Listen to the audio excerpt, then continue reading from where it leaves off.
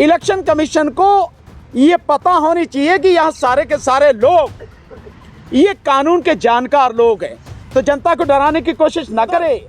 बदलाव चाहते हैं, ईवीएम से छुटकारा चाहते हैं और बैलेट पेपर से ही चुनाव इस बार कराएंगे, ये जनता का फैसला।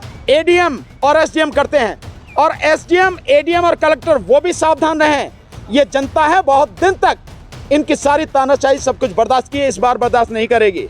किसी को भी जो जनता की पीठ में इस बार छुरा भोंकेगा, जो जनता के साथ गद्दारी करेगा, जनता उसको अच्छी तरह से देख रही है। न केवल इलेक्शन कमीशन बल्कि सरकार भी इस जनता के किसी व्यक्ति का बाल भी बांका नहीं कर सकती। हम किसी व्यक्ति का बाल भी बांका होने नहीं देंगे किसी भी कीमत पर।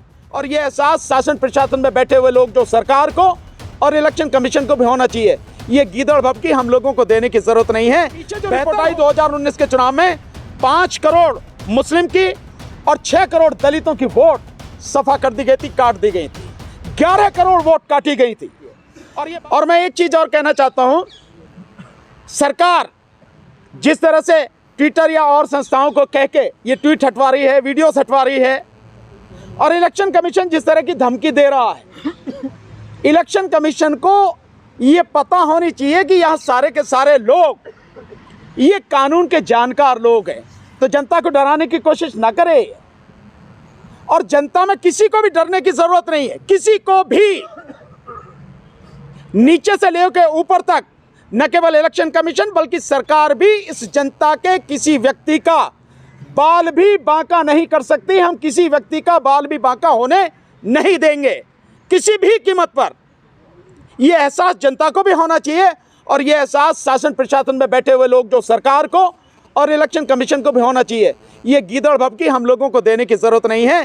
बेहतर होगा अगर उसे अपनी विश्वसनीयता कायम करनी है, अगर उसका ईमान कहीं किसी कोने में बचा रह गया है जिस पर सरकार की काली छाया नहीं पड़ी है, तो अपने आप को संभाले और इस देश के संविधान और देश की जनता के प्रति अपनी जिम्मेदारी निभाए। और इलेक्शन कमीशन इस देश में 2024 का लोकसभा चुनाव ईवीएम को हटा के केवल और केवल बैलेट पेपर से करवाए और पूरी तरह से स्वतंत्र, निष्पक्ष और पारदर्शी चुनाव करवाए। लोकल पुलिस को वहां से बाहर रखा जाए, पोलिंग स्टेशन से लोकल पुलिस को। और जैसे टीएन शेषन साहब और उनके बाद में लिंगदो साहब ने जो चुनाव कराया था कि जो भी सेंसिटिव इलाके थे, light machine gun polling station के ऊपर पैरामिलिट्री फोर्सेस को लगा के वहां पे सुरक्षा की गई थी। हर बूथ पर पैरामिलिट्री फोर्सेस का आदमी था, हर बूथ पर। और चुनाव केवल इतनी सी बात नहीं है, चुनाव केवल और केवल पूरे देश में एक ही दिन में कराया जाए, एक ही दिन में। ऐसा नहीं है कि इस चुनाव को आप जो प्रक्रिया पहले करी कि 7 फेज में, 8 फेज में, 2 महीने 8 दिन तक जो चुनाव चला 2019 का, ये नहीं।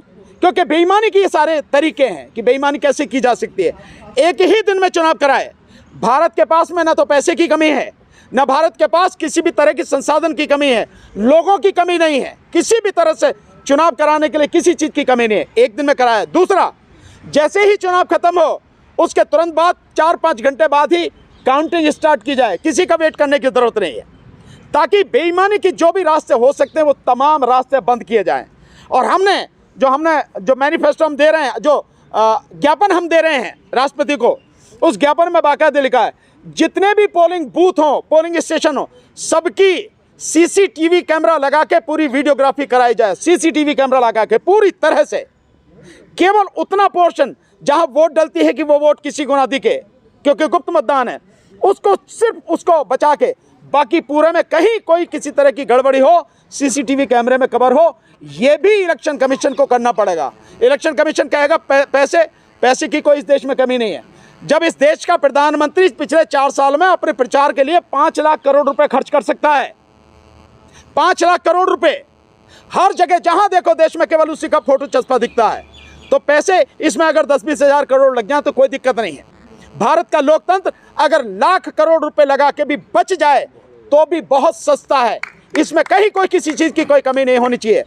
तो चुनाव पूरी तरह से ये करा जाए, और उसके बाद जो वोटर लिस्ट में गड़बड़ी है, वो वोटर लिस्ट की गड़बड़ी मैं सबूत सहित आपको दिखाऊंगा। सारी चीजें 24 को जो मैंने कहा है, वोटर लिस्ट पूरी तरह से करेक्ट की जाए, क्योंकि यही महीना है जनवरी का। और जैसा हमारे साथी महमूद पराचा जी ने बताया कि फॉर्म 6 भर के जिन लोगों की वोटें कटी हुई हैं, ये मेरा मतदाताओं से, जो वोटर हैं, जनता है, उनसे अपील है, देखें वोटर लिस्ट में उनका नाम है या नहीं है। क्योंकि पीछे जो रिपोर्ट आई 2019 के चुनाव में 5 करोड़ मुस्लिम की और 6 करोड़ दलितों की वोट सफा कर दी गई थी, काट दी गई थी। 11 करोड़ वोट काटी गई थी और ये बाकायदा रिकॉर्ड है। और ये सारी की सारी चीज़ें उस पर मीडिया पे, NDTV पे रवीश जी ने दिखाई और बाकायदा द वायर पे भी ये सारी चीज़ें दिखाई गई। इन चीज़ों का निश्चित रूप से ध्यान रखें। हालांकि ये जिम्मेदारी इलेक्शन कमीशन की कि किसी भी की वोट ना कट जाए। 18 साल का और उससे ऊपर की उम्र का जो व्यक्ति है इस देश में, उसकी वोट इलेक्टोरल रोल में होनी चाहिए, यानी वोटर लिस्ट में होनी चाहिए। ये जिम्मेदारी इलेक्शन कमीशन की है और इस जिम्मेदारी को निभाने के लिए नीचे जो काम करते हैं वो कलेक्टर, ADM और SDM करते हैं। और SDM, ADM और कलेक्टर वो भी सावधान रहें। ये जनता है, बहुत दिन तक इनकी सारी तानाशाही सब कुछ बर्दाश्त की है, इस बार बर्दाश्त नहीं करेगी। किसी को भी जो जनता की पीठ में इस बार छुरा भोंकेगा, जो जनता के साथ गद्दारी करेगा, जनता उसको अच्छी तरह से देख रही है। ये सारी चीज़ें होनी हैं, ये सारी चीज़ें की जानी हैं।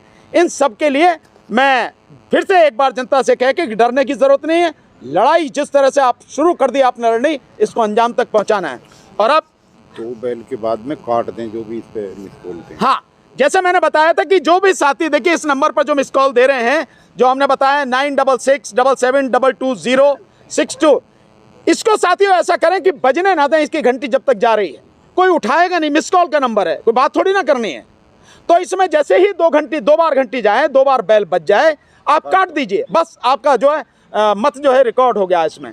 इस तरह से जो साथी हैं वो इस तरह से करें, तभी सभी लोग कर पाएंगे। और ये लगातार चलेगा, ये 1-2 दिन के लिए नहीं है। जब तक EVM उखाड़ के फेंक नहीं दी जाएगी, ये आंदोलन जब तक चलेगा तब तक ये नंबर लगातार चलेगा। एक चीज़ और साथियों, जो हम ज्ञापन है, जो ज्ञापन हम पूरी जनता को सबको देंगे, ये जितने भी मीडिया के साथी हैं, मैं सबसे रिक्वेस्ट करूंगा कि हम एक लिंक देंगे आपको।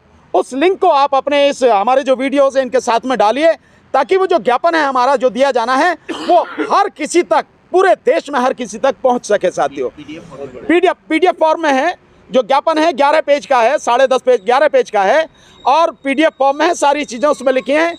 आप जो लिंक देंगे लोग उसी से डाउनलोड करके उस PDF को बाहर निकाल के और उसका कॉपी करा के, और ज्ञापन जो 17 तारीख से सिग्नेचर उस पर कराएंगे और 25 तारीख को ज्ञापन देना है, वो सब साथी कर सकते हैं। हाँ, वीडियो के डिस्क्रिप्शन में जी, जो हमारे जो साथी जो वीडियो जो है हमारी EVM वाली, हमारी प्रेस कॉन्फ्रेंस की, उसके डिस्क्रिप्शन में वो लिंक डाल दिया जाएगा। आपको वहाँ से सब कुछ मिल जाएगा। हम WhatsApp पे भी लोगों को भेजने का प्रयास कर रहे हैं। और अब हमारे एक बड़े जुझारू साथी विनोद संगत जी बहुत मजबूती के साथ हर लड़ाई में, समाज में हर समय हमारे साथ रहते हैं, वो भी आपको संबोधित करेंगे। और इसके बाद आज की जो प्रेस कॉन्फ्रेंस है वो खत्म होगी साथी।